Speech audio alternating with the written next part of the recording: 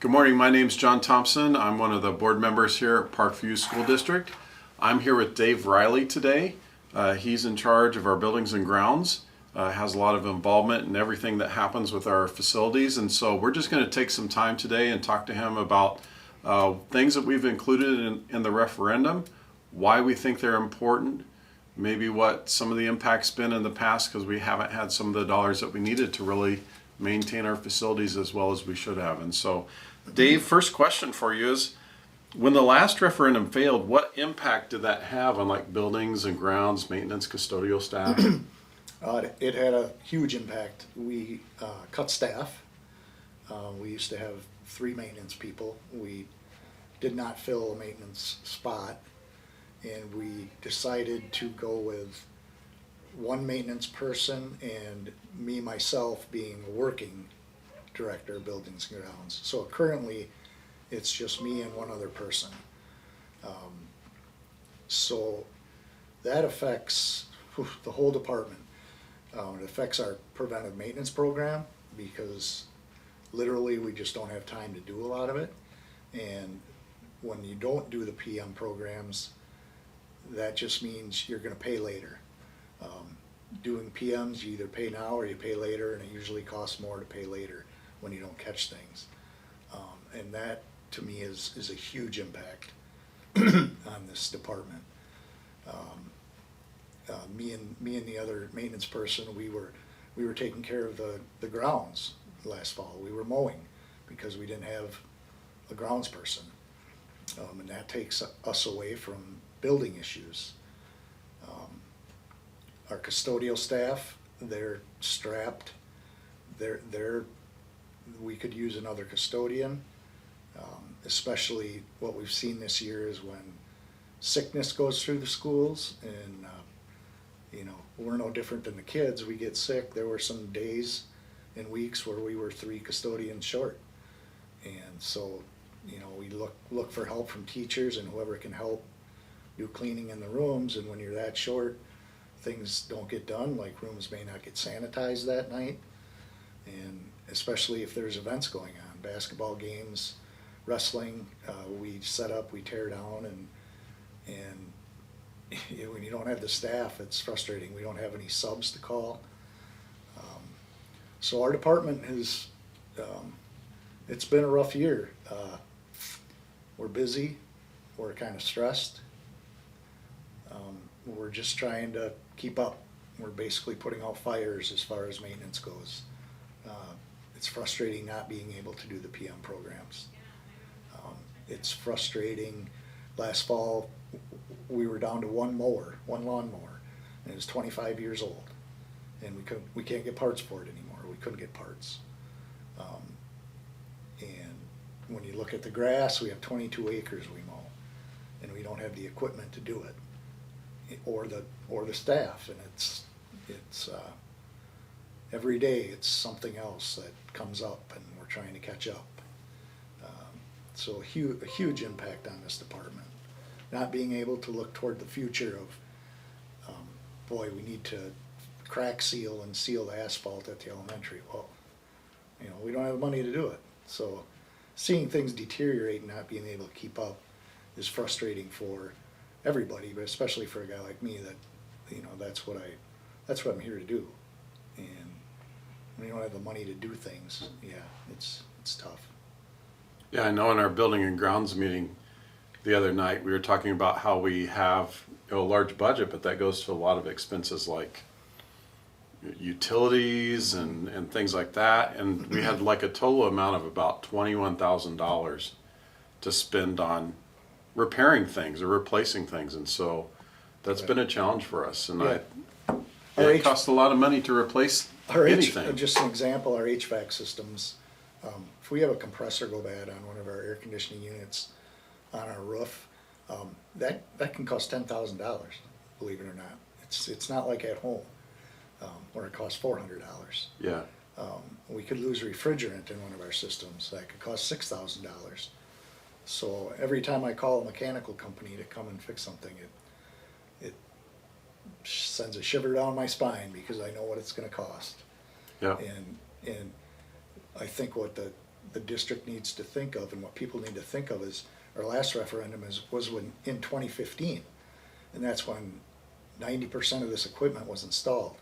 So now it's 9 years old. We've been living since then with new equipment. Now it's 8 or 9 years old and we're seeing things fail. We're seeing compressors fail, we're seeing motors fail, we're seeing coils fail. So we need to prepare for that. When it costs $10,000 to have somebody come and replace a compressor, and we have a lot of them. There's 15 rooftop units just at the high school, just on the roof. So we need to think about that. There's going to be cost, a lot of cost. Yep, and those are going to just keep piling up. Yep. So, Yep. So on the April referendum, there's two things meant to address some of these issues. One's a new staff member, and so I'd like you to talk about that. But also that we've got included $100,000 that we'll have every year to spend on issues like this, to repair things, replace things, fix things. Tell me how important those two items are, how they will benefit your department. Well, it's very, very important at this point. One staff member, we've talked about that a lot, how we're going to handle that, whether it's maintenance or custodial, or maintenance/custodial, maybe a little bit of both. We need staff in both areas, but we'll figure that out if we get that.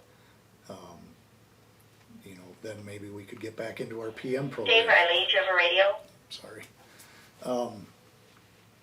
And the $100,000, like I said, you could look at asphalt repair, curb and gutter repair. Our curbs here at the elementary are just falling apart. Put money aside each year for HVAC repair, and so it's not such a crushing blow when it happens, because it's going to happen every year. Maybe put aside a little money for equipment, because our equipment's getting older. We have 2 trucks that are rusting away, and it would just help look toward the future and say, yes, we're going to need this. Well, we're actually going to have the money to replace that. Awesome. So what do you think are some of the most pressing needs in the district that you see in facilities and grounds that we're going to have to cover? I know we've talked a little bit in board meetings about a roof replacement and some other things that just absolutely have to happen, but is there a short list of things that just got to get done? Absolutely, number one is the roof at the junior high. A few weeks ago when we had the major snow melt, we had 4 rooms with water just literally pouring in there. We had to move classes, took custodians, they dealt with it all night long, so it takes them away from their cleaning. The roof, the core samples were taken from that roof 3 years ago, and the insulation inside was wet and compromised, so it's way past due to get replaced. That's the number one priority right now. Other areas, like I said, outside exterior, crack seal, asphalt. We have issues up on the track with bleachers. Obviously, I think everyone knows our track needs to be replaced. Our gym floor, the high school, that's at the point where it needs to be stripped, repainted. And our HVAC system, this HVAC system here at the elementary school, it's costing us a lot of money. It's a system that requires a lot of maintenance, and we're having issues with it right now. That's going to cost a lot of money. So that scares me. We're always going to have issues in the spring with this particular HVAC system at our elementary school, and it's going to cost. Yeah. I have contractors working today, and so that's definitely something to look at for the future, is what we can do with this system, because it's literally a money pit every year dealing with this particular HVAC system. Because there's things on the building that are original to it. aren't there still? Like windows and, Correct, yeah, And- there's, there's windows, there's doors, our maintenance area in the back, those doors definitely need to be replaced, overhead doors should be replaced. Exterior, just a typical, tuck pointing and, brick repair that never has gotten done since I've been here for 3 years. And it's no different than at your home, caulking and that type of thing. So, yeah, it's just basically maintaining the whole building like you would your home. And when you don't have the money to do it, it just gets worse and worse and worse. yeah.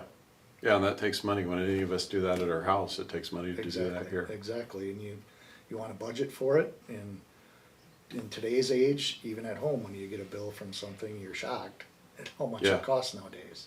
Yeah, And a lot of times, you have to plan for it, because in my world, contractors may not be able to get parts. We may have a coil go bad on an air conditioner at the high school, and it could take 3 weeks to get it. mm-hmm. And that's bad news when it's 95 degrees out and it controls 12 classrooms. So that goes back to this preventive maintenance program. If we had the money, we could have these contractors come in and catch things before they happen. Right. And that's the big thing. Yeah, but they're busy people too, and they can't just come at the drop of a hat either. They are. So to Yeah. get it scheduled and plan for it is a big thing. Yeah, absolutely. Okay. Well, thank you for your time. You bet. I hope this has been really helpful to all of you to find out more about our buildings and grounds and the needs that we have. And if you have questions about this, I would encourage you to email Dr. Anderson or give the district office a call and just talk with him. He can speak to you about this as well. So have a great day.